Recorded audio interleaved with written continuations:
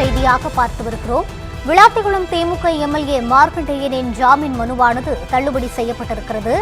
முதலமைச்சர் விஜயின் எலும்புகளை உடைப்பேன் என மிரட்டல் விடுத்த வழக்கில் ஜாமீன் மனுவானது தள்ளுபடி செய்யப்பட்டிருக்கிறது. தூத்துக்குடி நீதிமன்றம் மார்க்கண்டேயனின் ஜாமீன் மனுவை தள்ளுபடி செய்து உத்தரவு பிறப்பித்திருக்கிறது. மேலும் மார்க்கண்டேயனுக்கு ஆகஸ்ட் 3ஆம் தேதி வரை நீதிமன்ற காவல் விதித்தும் நீதிபதி உத்தரவிட்டிருக்கிறார். இதுகுறித்த கூடுதல் விவரங்களை வழங்குவதற்காக எமது செய்தியாளர் மணிகண்டன் இணைந்திருக்கிறார். வணக்கம் மணிகண்டன், முழு விவரங்களை பதிவு செய்யலாம்.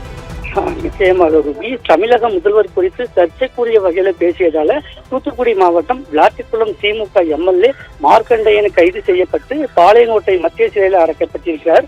இந்த நிலையில் மார்க்கண்டேயன் தரப்பு வழக்கறிஞர் காசிராஜர் மார்க்கண்டேயனை விடுவிக்க கோரி தூத்துக்குடி குற்றவியல் நீதித்துறை நடுவர் நீதிமன்றம் எண் 1 மனு தாக்கல் செய்திருந்தார். அது மட்டுமின்றி குற்றப்பிரிவு டிஎஸ்பி கண்ணன் காவலில் எடுத்து விசாரிக்க அனுமதி வழங்க வேண்டும் என்ற மனு மீதான விசாரணை இன்று வந்தது.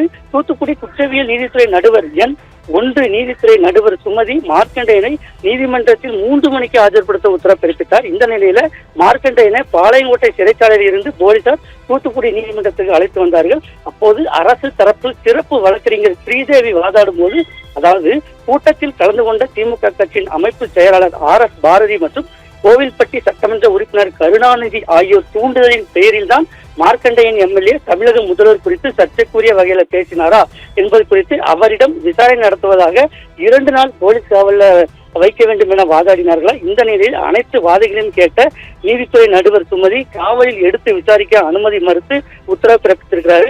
மேலும் ஜாமீன் மனுவையும் தள்ளுபடி செய்து உத்தரவு பிறப்பித்திருக்கார். இந்த நிலையில் மார்க்கண்டேயன் நீதிமன்றத்திலிருந்து வெளியே வரும்போது அவரது கட்சியினர் அழுதாங்க. அப்போது நான் எவ்வளவு நாட்கள் சிறைச்சாலையில் இருக்கிறேனோ அந்த நாட்கள் எண்ணப்படுகிறது, தேவையற்ற ஆட்சியும் கவிழ போகிறது என்று அவர் கூறி சென்றிருக்கிறார். இது பெரும் பரபரப்பை ஏற்படுத்தி இருக்கிறது ரூபி.